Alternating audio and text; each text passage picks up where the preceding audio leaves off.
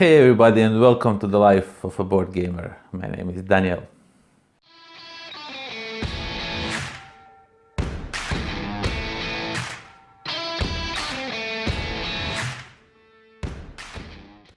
Okay, today we are going to take a closer look what does White Goblin Games have for us, and that's Montana. So let's get down to the table and see what this box holds.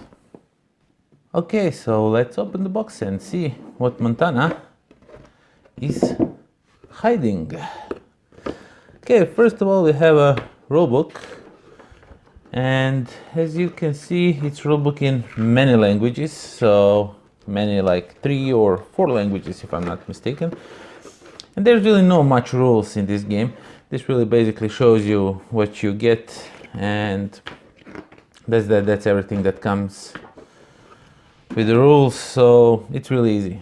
And over here we have the main board, so you will send your workers here to collect clay or coal or some wheat and some apples and whatnot. Over here you will bid to upgrade something and stuff, like you will go to bank for money. And then we have individual player boards, and these are just one-sided boards for each player. So there's yellow, there's blue, there's red, green and red. And over here basically you have place where you will store your resources that you collect throughout the game. And this here is the place where the worker goes. Over here goes your canteen, so you can play an extra turn, and in the range you keep your kettle. And over here just basically shows you what can you do on your turn and what when is done. It's like a little summary of the game. Then we have one really cool stuff, and this is the way how you will pick your workers. So basically you will take this wheel and lie it flat on a table and just spin it. Sorry.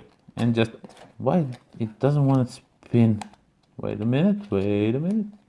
Okay, so you spin it like so, and you get these 2 workers.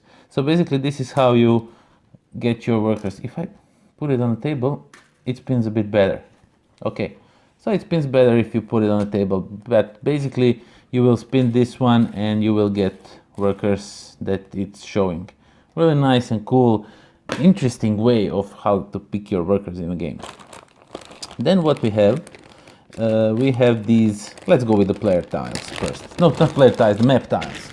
Okay, so these are used, these are one-sided, these are no double-sided, and these are used to create your own map where you will play at. So every time you will get a random map that has some hills, has some resources on it, and has some ponds or something like that, lakes.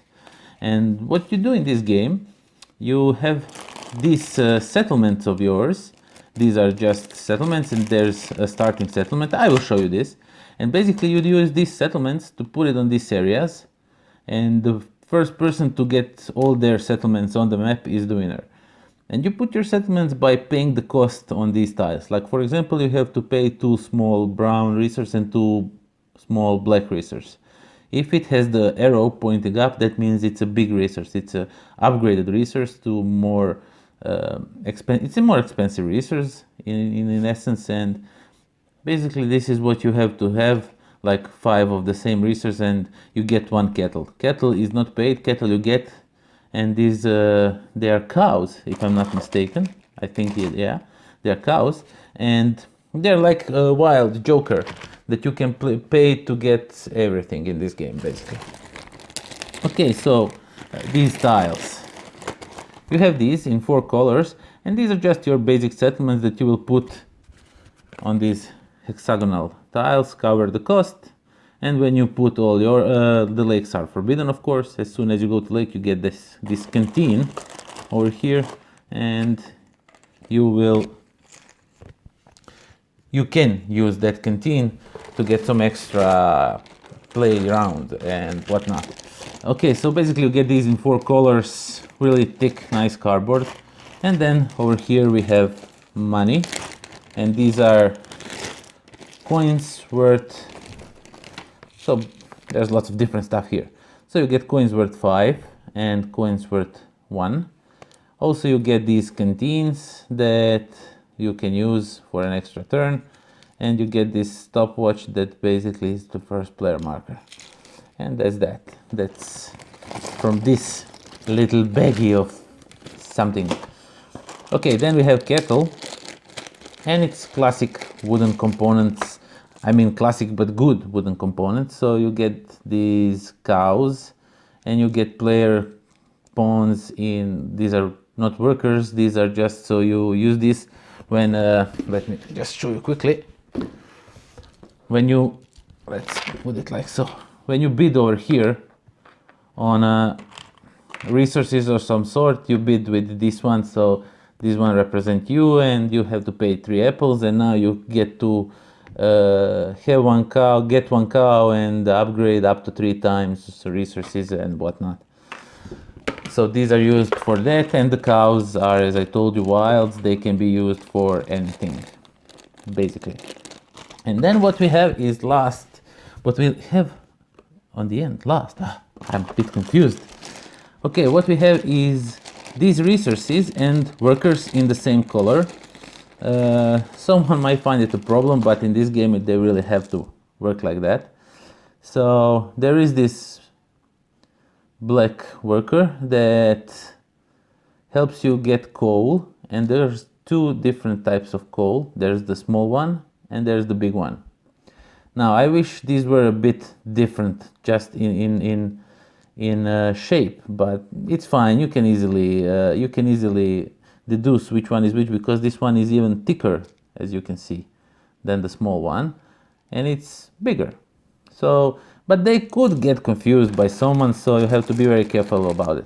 Okay, so you have coal, and for that same thing you have these clay, I think. So you have workers, and there's the big one and the small one, and also you get some wheat workers that collect wheat, and wheat does not have big and small resources. Wheat is wheat. It's just, oops, it's gone almost. And you have the worker for it, and you get wheat, and with wheat you send workers to, you use wheat so you can pay some extra or whatnot. So, and you have apples for the last. Even though lots of you think these are the pumpkins, I think these are apples because they really look appleicious. But they're maybe pumpkins, I'm not sure. They are orange, so they could be pumpkins. I never bother which resource is which. I always look them by the color. I'm sorry, I'm just like that. And that's that. That's everything that comes in a box of Montana. Okay, so that was Montana by White Goblin Games. And I must say that this game caught me by surprise. When I saw the game, when I saw all the bunch of components you get in this game, you saw it yourself. I thought it was some elaborate heavy Euro game, and it turns out that this one is really more to the filler side of the game than to the heavy Euro.